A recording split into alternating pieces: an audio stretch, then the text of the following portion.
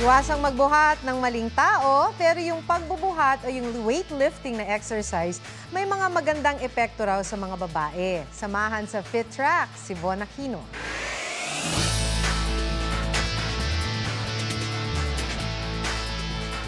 Inabutan naming nagbubuhat ng 40 kilo weights ang 27 years old na si Maui Mendoza. Nakatulong daw ang weightlifting para hindi lumala ang kanyang scoliosis. Kumonsulta siya sa fitness trainer at natutunan ang akma sa kanya.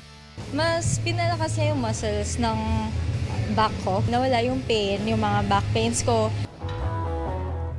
2017 naman ang maaksidente si Pamela Reyes at nagkaproblema sa spine na nakaapekto sa kanyang lakas at posture. Pero nang mag-weights siya, definitely much stronger and mentally better kasi it's good for your mental health. Ayon sa isang fitness coach, may magandang epekto sa kalusugan ang weightlifting. Kung may injury, kumonsulta muna sa doktor at humingi ng clearance. Resistance training makes you leaner, it helps you become stronger, at nire-reduce niya rin yung risk ng age-related diseases like diabetes, arthritis, osteopenia, na mas prone ang mga babae, and osteoporosis.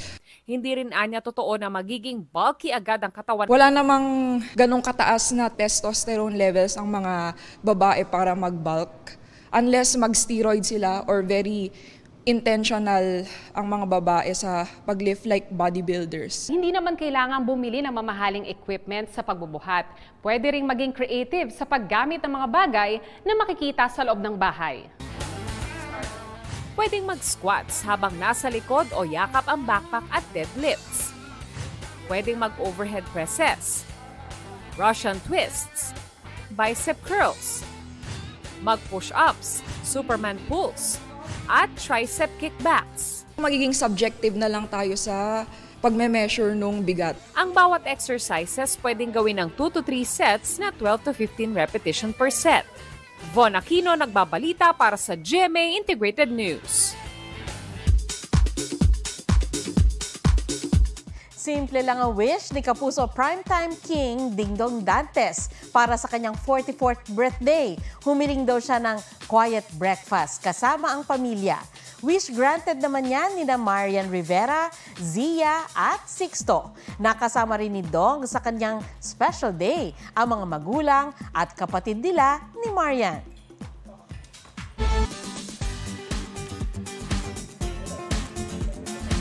Dahil hiker si mommy at daddy, ang mga anak, hikers din. Ang bonding na isang family sa pamumundok, pusuan sa report ni Oscar Oida. Happy family! Ang pamilya ni Kendall at Isabel kasama ang kanilang 2 years old na anak nang mag-hike sa Mount Isaac sa Misamis Oriental. Maliban sa challenging, naging hobby na rin namin yung pag-aakyat ng bundok. Why not isama natin yung mga bata one of these days? Mas maigi naman na while kami as parents, meron din kaming time sa kanila, not just only time but quality time with them to be one with the nature. Imbis na mag-mall at online games, maganda raw ma-expose ang mga bata sa kalikasan. Hirap man sa hike, pawing-pawi ang pagod dahil hindi raw umiyak ang anak at na-enjoy ang scenery. Bago mag-hike, tiniyak nilang nasa kondisyon sila para dalhin ang mga anak. Dapat meron tayong preparation, especially sa cardio natin at sa lower body. Oscar Oida, nagbabalita para sa GMA Integrated News.